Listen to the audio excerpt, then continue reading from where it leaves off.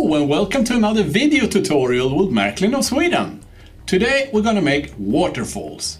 Yes, pretty cool. Wow. First we're going off to a place I grew up in. I spent a lot of my childhood there playing. Came home wet and all bruised. My mom wasn't all that happy that we were there, but it was a great place to play. This place consists from 2 ponds. One of them is a dam, and next to the dam there has been a sawmill, so they have a bit of a waterfall where the wheel has been before. Pretty nice. You know, my memory of that waterfall was that it was huge.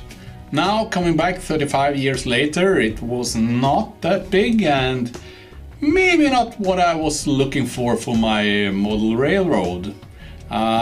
But then I found this picture.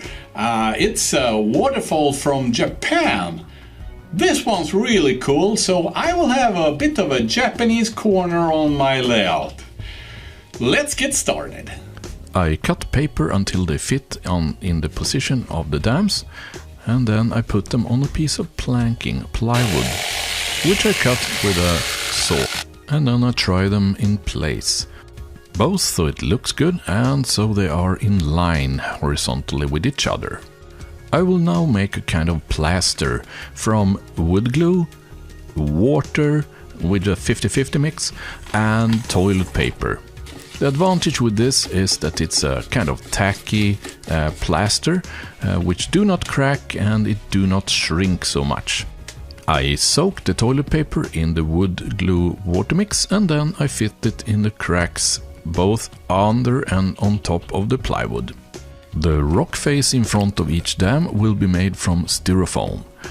I measure the height of each dam with a steel scale. I cut that in piece of paper and fit that towards the rock face, so I get the corresponding shape on the paper. Now it's time to cut that shape from styrofoam. I use a kind of thin styrofoam. This is 8mm thick. Time to cut the rock face. What did it look like? Yeah, it looked like this. Very nice. So I'm cutting vertical like slots like this with some irregularities, and it will be just as the prototype. Alright, and about we're done with that. Great. Now, to fit it along the edge of the water surface, I need to bend it. To bend styrofoam, the best way is to push it together and then bend. If you just bend, it will break, which it actually did on the second dam, but hey, I have glues too. The top dam is made of stone. It's a brick wall, so I'm cutting these irregular Japanese bricks like this. Oh, very nice. And fit them all into place. I fix the rock sides and the brick wall with wood glue. I use needles to hold the styrofoam in place until the glue has set properly.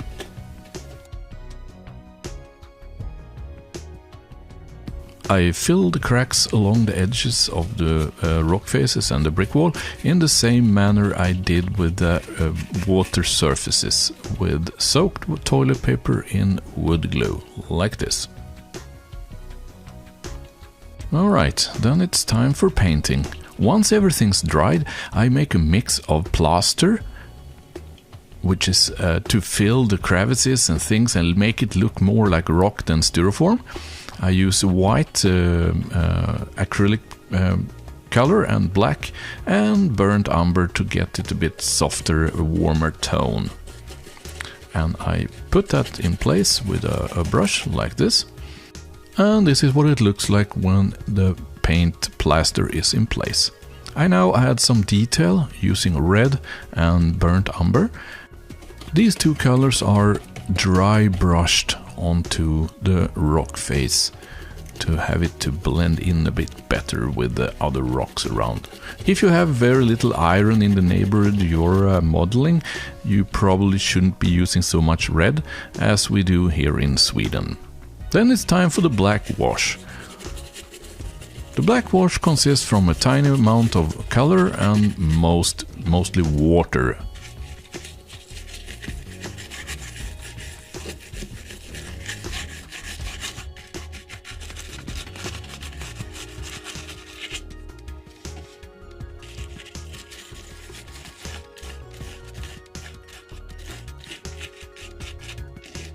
Last action on these rock sides will be to dry brush them with white acrylic color.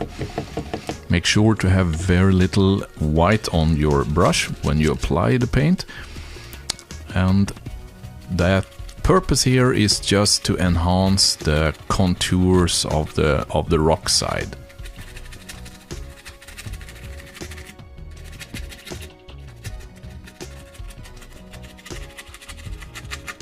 Alright, now we're ready with the foundation for our waterfall. The 3 dams are in place. They only need the water surface, and also of course we need the actual waterfalls. The base material in the water surfaces is toilet paper soaked in a mix of water and wood glue. I start by brushing on wood glue on the surfaces, and then I apply the toilet paper, which I also add extra wood glue water mix on top of, like this, and I push it to the plywood with the brush like this. I add totally 2 layers on these dams. I typically use 3 or more layers if I want to make big waves or something significant in the water surface, but for this it's just small breezes. I just want some action in the water surface, not just entirely flat. I also want to have a bit of waves and irregularities around the surfaces where the waterfalls are supposed to land. So that's what I'm adding here with a brush like this. With this in place, I leave it to dry for at least 72 hours with a heating fan in place. Then it's time for the painting. I combine black, green, white and a bit of burnt amber brown. So I start by the edges of the water with a kind of white-brown mix, and then I add more green into the mix, and for the deep areas I also go over to black. Once the paint is in place, I smoothen the edges between the different shades with a brush wetted in pure water. Once again I leave it to dry properly, and that is typically at least 8 hours. Before we get started on the waterfalls, I would like to say a word about the different materials that can be used for this. In this tutorial I will use this one. It's a water effect from a manufacturer called Noch. It's a German manufacturer. There are a lot of different water effects out there on the market, the major problem with them in general is that they turn yellow after some time. Worst off is I had a friend who prepared the whole area, made a small lake, poured in some 2 components, or if it was a single component type plastic, clear plastic, into this lake, and it looked awesome to start with. But after 6 months it was like a pool of mud, all brownish yellow, very ugly. So that is not really what you want it to be when you're ready. So my advice to you is to check out your favorite forum, your internet forum, for what's the latest on water products. To see what products is best right now. This Noch product, I took a piece. If you see, this one is 6 months old. And it's still quite clear. You can see that it's turning yellow a bit, but not so bad. This one has not been exposed to daylight, sunlight. If it does, if your layout is exposed to sunlight, this aging effect will be much faster. Alright, so let's get started on the waterfalls.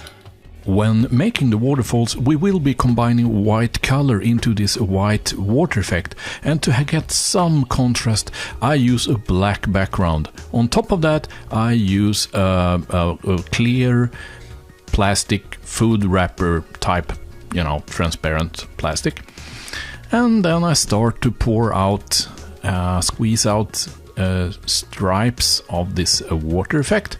Don't make it too thick.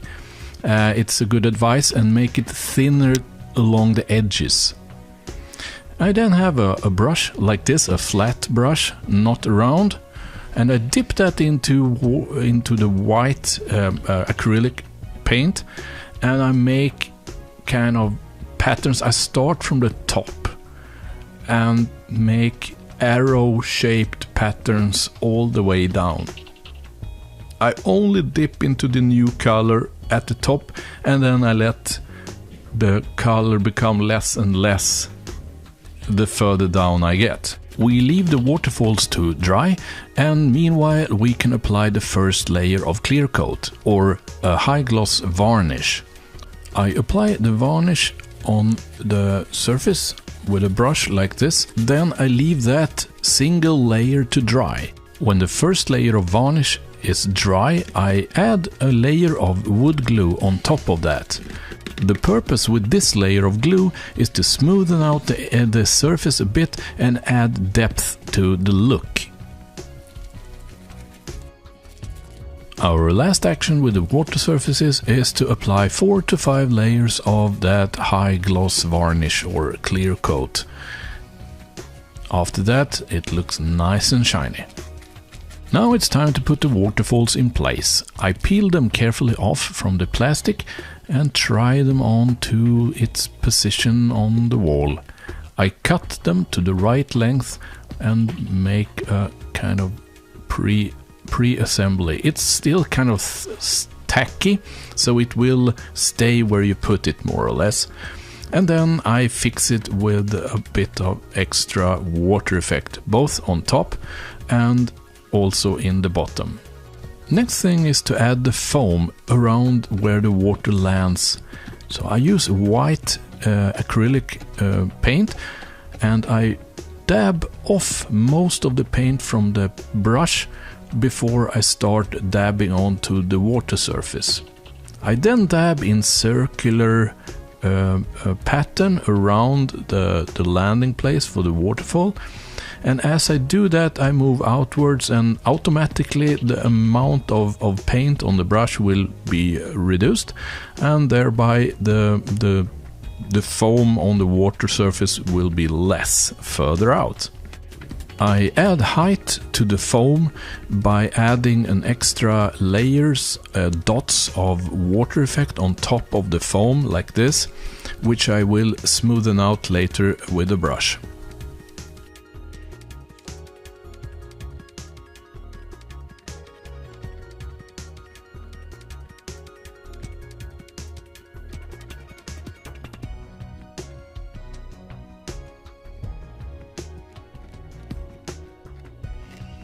Hey, it starts to look pretty good. If some of the waterfall is a bit stiff, you can fix it temporarily with a needle like this without damage it. One thing I found was that it's not so pretty to have the entire fall a blank or high gloss as it is when it comes out, so I typically add a bit of white dry brushed acrylic color on top like this. Alright, and here we are. Our waterfalls are in place, and the village folks have come here to watch the new falls on the layouts.